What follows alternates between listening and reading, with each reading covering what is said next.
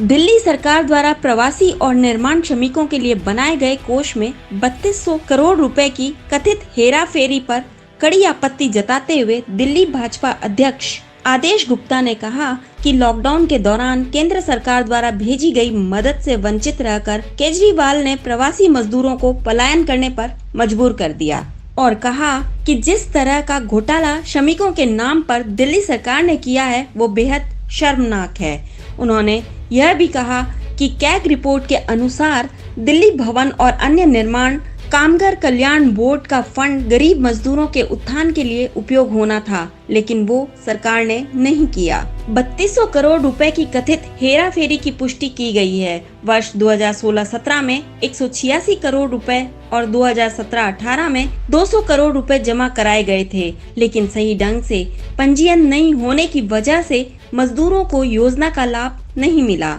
वहीं वर्ष 2006-2007 का इनकम टैक्स रिटर्न समय पर नहीं भरने की वजह से 7 करोड़ का घाटा हुआ।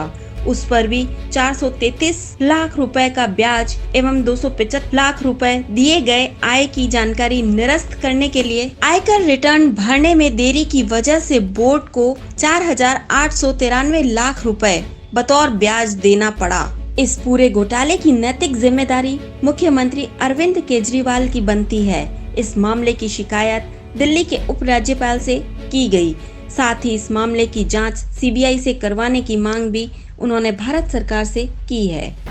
जैसा कि रिपोर्ट में बताया गया है कि जो पैसा कंस्ट्रक्शन वर्कर्स लेबर के कल्याण के लिए इस्तेमाल होना था, उनको मदद करने के लिए इस्तेमाल होना था, वो पैसे का, वो फंड का दुरुपयोग किया है। 3200 करोड़ रुपया मजदूरों के कल्याण के लिए खर्च होना था, उस पैसे का दुरुपयोग करके उसको डाइवर्ट किया है। आम आदमी पार्टी के कार्यकर्ताओं को दिल्ली सरकार में भर्ती करके उस तरफ डाइवर्ट किया, उनको पैसा देने का काम किया है।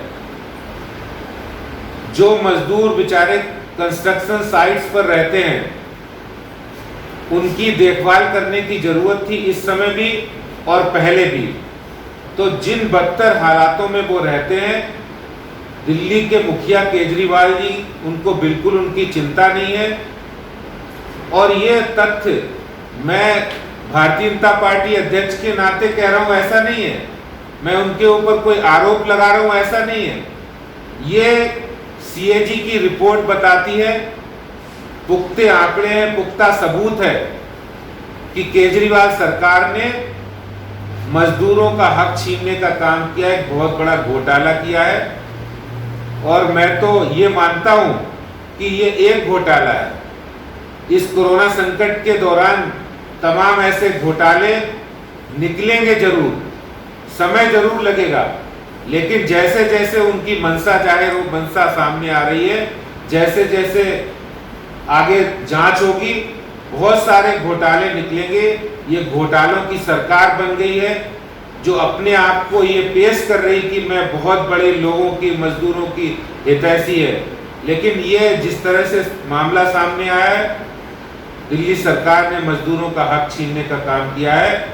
और दिल्ली भारतीय जनता पार्टी बहुत शीघ्र ही माननीय उपराज्यपाल से मांग करती है, उनसे मिलेंगे कि इस मामले को पिछले 5 वर्षों पर इनके खातों की जांच हो, सीबीआई जांच हो और इस पर कड़ी से कड़ी कार्रवाई की जाए।